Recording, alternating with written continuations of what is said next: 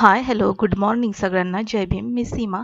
स्वागत आहे आपल्या सगळ्यांचं किचन सवंगडी आणि मी या चॅनलमध्ये. कसे आहात सगळे? आशा करते की तुम्ही मस्त, स्वस्त आणि आनंदी असाल. इथे वाजलेले आहेत सकाळचे 7 आणि माझी इथे डस्टिंग सुरू आहे. सोफ्याचे कवर वगैरे सगळे झटकून मला ते धुवायला टाकायचे आहेत. पण आज काही मी ते धुवायला टाकणार नाही. कदाचित मी उद्या हे धुवायला टाकेन. दिवाळी सण जवळ आलेला आहे आणि वेळेचं मॅनेजमेंट चाललेलं आहे की कसा वेळ मी ॲडजस्ट करू आणि घरातील साफसफाई करू. त्याचं एक कारण म्हणजे मला इथे एक गोष्ट क्लिअर करावीशी वाटते. कारण की मुलांची जी एक्झाम आहे सेमिस्टर ती 16 तारखेला संपते आणि म्हणजे 17 तारखेपासून सुट्ट्या लागत आहेत. म्हणजे 16 तारखेला शेवटचा पेपर आहे त्यांचा. त्यामुळे माझे कंटिन्यू सकाळ आणि दुपार क्लासेस चालू आहेत. त्यामुळे साफसफाईसाठी पाहिजे तसा मला वेळ मिळत नाही आहे. तरी देखील मी दिवसातील अर्धा पाऊण तास किंवा 1 तास जरी मिळाला ना, तर त्या वेळेमध्ये मी घराची साफसफाई टप्प्याटप्प्यामध्ये करण्याचा प्रयत्न करते. कारण की कसं आहे, सणावाराला आपलं घर हे स्वच्छ असणं, पॉझिटिव्ह असणं खूप गरजेचं आहे. मग कोणताही सण असू दे. तर त्यासाठीच आता इथे मी झाडलोट करून घेतलं आणि पूर्ण सोफावरही झटकून घेतलेलं आहे. बऱ्यापैकी मी माझी अंथरुण वगैरे धुवून वगैरे झालेले आहेत. किचनची क्लिनिंग देखील बऱ्यापैकी झालेली आहे. पण आणखीन थोडं असं काही बाकी आहे, तर ते मी करायचा प्रयत्न करते. त्यासाठी वेळेचं मॅनेजमेंट खूप गरजेचं आहे. तर आजचा व्हिडिओ पूर्ण बघा. आजचा व्हिडिओ 1% जरी उपयोगी वाटला तर नक्कीच लाईक करा आणि सबस्क्राईब करून बेल आयकॉन प्रेस करा. तर आजचा व्हिडिओ दिवाळीची साफसफाई झटपट कशी करायची याबद्दल मी तुम्हाला काही टिप्स सांगणार आहे. दिवाळीची साफसफाई करायची आहे ते देखील झटपट व न थकता, तर आता टेन्शन घेण्याची काहीच गरज नाहीये. बऱ्याचदा असं होतं, दिवाळीची साफसफाई म्हणलं तर लोकांना थकायला होतं. अशा वेळेस वाटतं असा काही मार्ग असावा ज्याने दिवाळीची साफसफाई झटपट होईल. जसं की आता माझ्याकडे वेळ नाहीये तरी देखील रोजचा अर्धा पाऊण तास मी काढायचा प्रयत्न करते आणि त्यामध्ये जितकी साफसफाई होईल तसं करण्याचा प्रयत्न करते. दिवाळी हा सण आनंद, दिव्याचा झगमगाट, नवीन गोष्टींचं प्रतीक मानला जातो. परंतु सणांच्या अगोदर साफसफाई करणे टेन्शनमध्ये टाकते. तासनतास चालणारी साफसफाई आपल्याला थकवते व सणांचा उत्साह कमी करते. त्यासाठी आज मी खूप साऱ्या टिप्स तुम्हाला सांगणार आहे, ज्यामुळे दिवाळीची साफसफाई करणं सोपं होईल व आपल्याला पॉझिटिव्ह बनवेल. या टिप्समुळे आपलं घर स्वच्छ तर होईलच व आपल्या घरात पॉझिटिव्ह एनर्जीसुद्धा टिकून राहील. नंबर 1, साफसफाईला रोजच्या रुटीनमध्ये सामावून घेऊया. म्हणजेच काय, तर साफसफाईला रोजच्या रुटीनचा हिस्सा बनवूया. साफसफाई तेव्हा सोपी होते जेव्हा तिला आपण रोजच्या रुटीनचा हिस्सा बनवतो. जर आपण रोज अर्धा पाऊण तास क्लिनिंगसाठी दिला तर आपलं घर जास्त खराब होणार नाही. परिणामी डीप क्लिनिंगची आवश्यकता पडणार नाही. डेली रुटीनमध्ये आपण रोज डस्टिंग करणे, किचन काउंटर साफ करणे, सामान जागच्या जागेवर ठेवणे, कपड्यांच्या घड्या करून त्यांच्या जागेवर ठेवणे, असे केल्याने आपलं घर साफ व फ्रेश दिसतं आणि या सणाला जास्त धावपळ करण्याची गरज पडत नाही, ज्याने आपलं शरीर थकेल. नंबर 2, साफसफाईसाठी शेवटपर्यंत वाट बघू नका.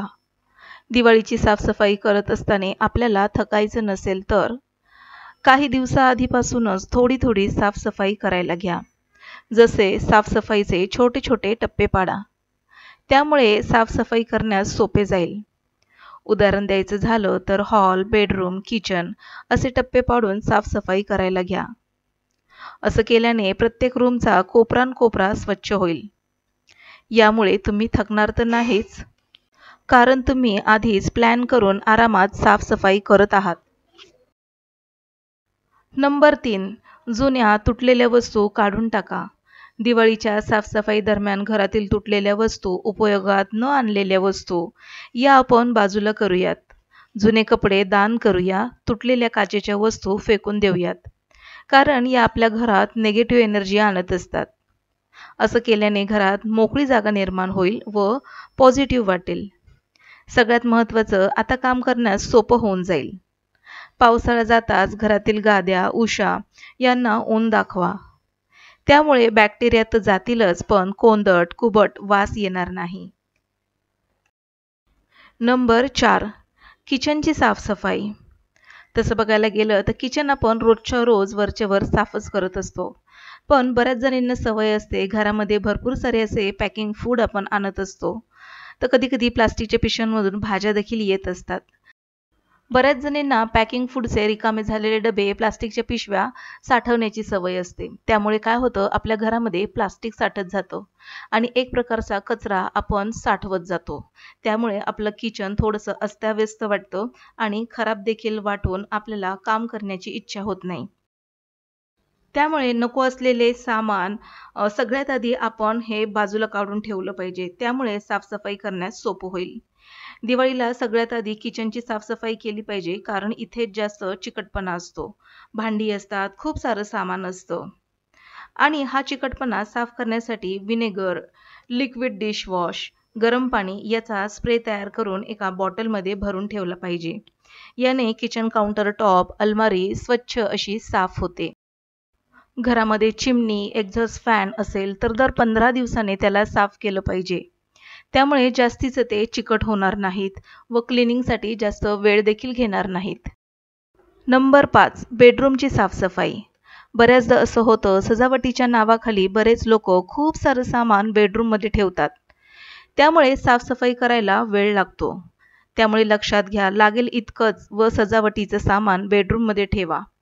बाकीचं साहित्य एका बॉक्समध्ये ठेवा. त्यामुळे जेव्हा लागेल त्यावेळेस या सामानाचा उपयोग करता येईल. जसं की काही कार्यक्रम असतात सणावाराच्या दिवशी या सामानाला बाहेर काढून आपण आपलं घर, बेडरूम सजवू शकतो. त्यामुळे साफसफाई तर सोपी होईल आणि घर, बेडरूम देखील नीटनेटकं दिसेल. या सजावटीच्या वस्तूने घर नीटनेटकं आणि खूप छान सुंदर असं तर दिसतं. पण लक्षात घ्या या सजावटीच्या वस्तूंना स्वच्छतेची फार गरज असते.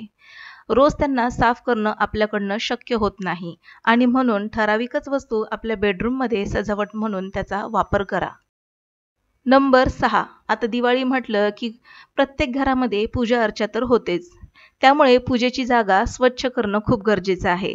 त्यामुळे सकारात्मक ऊर्जा तयार होते. ऐनवेळेला पूजेची जागा स्वच्छ न करता रोज या जागेची स्वच्छता करणं खूप गरजेचं आहे. अगरबत्ती, दिवा याने पूजेची जागा अस्वच्छ होते, तेलकट चिकट होते. देवघर किंवा आपण ज्या देवांना मानत असाल तिथे दिव्यांचा वापर करा.